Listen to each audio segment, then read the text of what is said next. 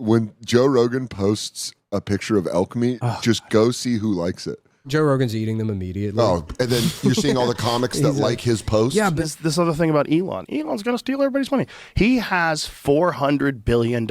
I'm telling you, he's not going to steal your money. Billionaires don't want to steal your money. And you're like, yes, they do. Yeah. That's how they became billionaires, you fucking idiot. Whenever Rogan is brought up on a podcast, especially with comedians, there's a hesitancy to say anything negative about him, as if they're talking about their boss. But Dan seems to be different. When it comes to addressing Rogan and the shameless groveling that happens around him, he doesn't sugarcoat how he feels. The truth is, Rogan has done a lot for comedians, which some deserve more than others. So of course he's now surrounded by a whole pool of comics who might as well be his personal cheerleaders. No matter what he says or does, that's the ecosystem we have right now. Despite this, Soder brought up this interesting fact about Rogan's club, the Comedy Mothership. From what I've heard from people that I know in Austin, it is like the alternative for the Comedy Mothership is so tight knit, right? And I also heard it's not a fun hang if you're an Austin comic. What, the Mothership? If you're not like in with Rogan and his crew, if you're coming up, it's not like the Cellar. The Cellar, you could sit at the bar and feel awkward. Yeah. I've heard the Mothership, you have to get past Navy SEALs to get into the green room. Right. So if you're a comic that's not in with Rogan and his crew, then it's not a fun place to be, which makes a lot of sense. It's interesting that because of this, there's another club in Austin that comics prefer because it's more friendly. I just love Bobby's initial reaction when Soder mentions this. It's not a fun hang if you're an Austin comic. What, the Mothership? He even looks at Joe List as if to say, are you hearing this? Does he know he's being recorded? But it gets better as Joe List quickly but sarcastically professes his love for Rogan and his comedy club, which sets off a back and forth of Kelly and List pretending to suck up to Rogan. I love Rogan. I love the club. I think it's perfect, and I don't know what you're talking about. I have no idea, and every time I go there, I feel joy in my heart. You fucking only club that when they go, do you want to come? I go, yes, before they even say, and then I feel joy. Yeah, and he swung me. I'm all in on Trump. Oh my God, dude. Smart guy, very smart. Yeah, very little corruption. I just bought Max, me and Max, bow and arrows, compound bows. We started shooting. And so you won't have your Zuckerberg moment with Rogan when he asks you what kind of bow you have? Oh, I don't know what that means. Does he shoot a bow too? Oh, he does. Oh, it's just coincidence then. I love elk meat too. That's cool. That's dude. The thing I've brought it up before, but I bring it up every time. When Joe Rogan posts a picture of elk meat, just go see who likes it. Really? Because it's the most bootlicking shit in the world. You're like, you fucking pussies. I got to tell you though, there's like cool meat. As a fat meat, fuck, you fucking loser. He always posts. The way List says he loves the club, jokingly, as if Rogan was behind him with a compound bow, pointing at his head. Speaking of compound bows, Soder mentioned the Zuckerberg moment. Some of you might be aware that Mark Zuckerberg looks a little different these days. And with him being on JRE, suddenly being into Brazilian Jiu-Jitsu and hunting, it's painfully obvious that this was a calculated effort to become more relatable, not only as a regular human, but someone that could instantly put a smile on Joe's face. You know what? We're also lucky that you got into jiu-jitsu. Because I think that had an effect on you. You look different. And it worked. Joe seems very happy with Zuckerberg's evolution. Nothing strange about this change at all. I'm sure it's totally genuine that Zuckerberg, in this current political climate, conveniently goes on Rogan after years of his platform being accused of suppressing free speech and leaning too far left. Now that Trump wins, he's now complaining about the previous administration right after telling Rogan how much he loves hunting. Dan refers to one of the best moments from this latest episode when Zuckerberg gets caught up when trying too hard to relate to Joe. That they get so much money, stop calling them dorks and just start being like, you're the man, Zuck, you're the man. And he's like, buy me a thick collared t-shirt. Give me a gold chain. Like that episode with Rogan was embarrassing. It's crazy how it looked. The look, I didn't listen to it, but the Dude, look. the hunting part where Joe Rogan's like, what kind of bow you use? And Mark Zuckerberg is like, oh, I don't know. I can't remember it right now. You knew what you were doing. Yeah. Although my favorite is bow and arrow. I mean, if you're just trying to get meat, it's not the most effective. The most effective is certainly a rifle. Yeah. Yeah, no, I mostly use a rifle just because it's so much more efficient. But yeah, another... What kind of bow do you have? Gosh.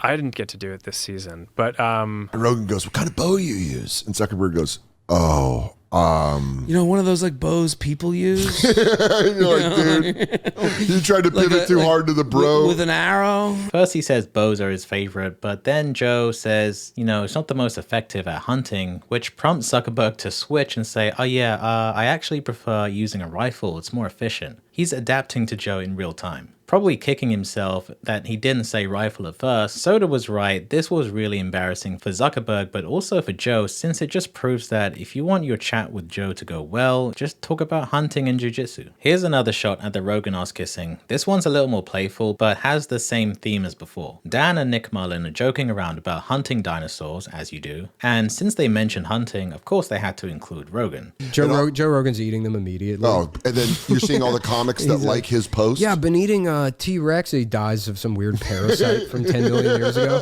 That's unfrozen in there. Yeah, right.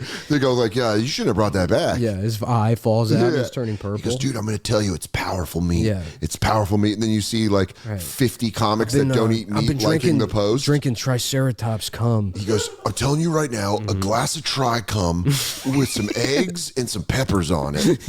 And then there's like people being like, I love it. I love it so much. Can I work your club? And then I'm sure even Joe would laugh at that. But now let's get a little more serious. Dan also is not aligned with Rogan's politics. From what I've heard from him, politically he seems pretty centered, not really a fan of either side. Here he briefly describes politics and comedy and how he feels it affected Rogan. What's interesting about this right-wing wave is it is a response to the mid-teens. Absolutely. When they were going like, fuck white dudes. We don't need white dudes. We don't need... In fact, I would even go as far as to argue that's what made Joe Rogan right-wing. Because you go back and you look at him in 2013, 2014, he's saying a lot of liberal viewpoints about like tax the rich, do this, do that. And then with COVID, which hurt a lot of people's brains, I think they just like banged on him of like, oh, you don't believe in vaccines? And it just kept pushing him until finally he was like, I fucking love Trump. Elon's the man. Elon's not doing nothing shady. And you're like, that's wild. So from what we can already see, Soder isn't really feeling Joe's new perspective, which is kind of bold of him to say on a podcast because I'm sure a lot of comics say this stuff, but just in private. Now we get to more direct shots at Rogan, particularly when it comes to his fanboy attitude towards Elon Musk, who's said and done some weird stuff in the last few months. How can you ignore the chaos surrounding this guy and not roast him? And I know a lot of comedians, even close to Rogan, have called out Elon, but Dan Soder has gone one step further and called out Rogan himself for defending Elon. Here he makes a reference to people saying that billionaires don't want your money, and it seems like he's directly refuting what Rogan said about Elon. First, let's hear what Rogan said. This other thing about Elon. Elon's going to steal everybody's money.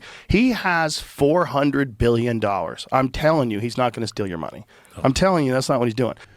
Billionaires don't want to steal your money. And you're like, yes, they do. That's how they became billionaires, you fucking idiot. That's a childlike way of thinking. Sure. Be like, they have money. They don't want no more money. And you're like, all they want is money.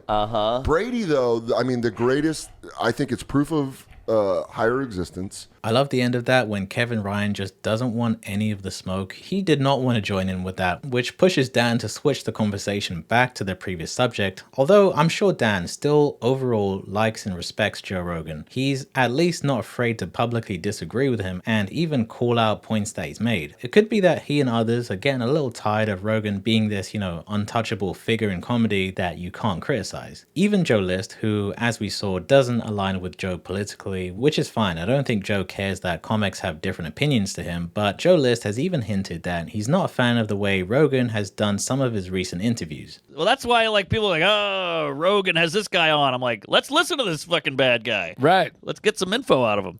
Yeah. I wouldn't mind if you pushed back a little bit on some of these people instead of going, wow, that's crazy. That's crazy. Yeah, that's the big line. Interesting.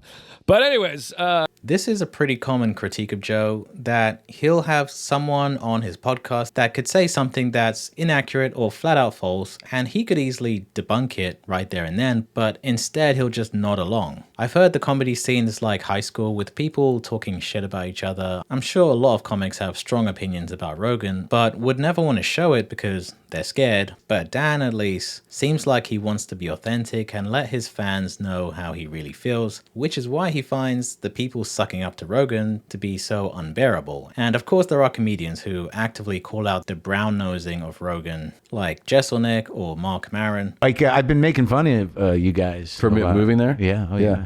It's been fun, man. I mean, I don't know. Yeah, I know. I also feel like my lifestyle is amazing. Well, I think you're different. You know, I think that, you know, you're your own guy. You're your own life. You weren't one of the guys that, you know, rented out space in Joe's ass. And, you know, you...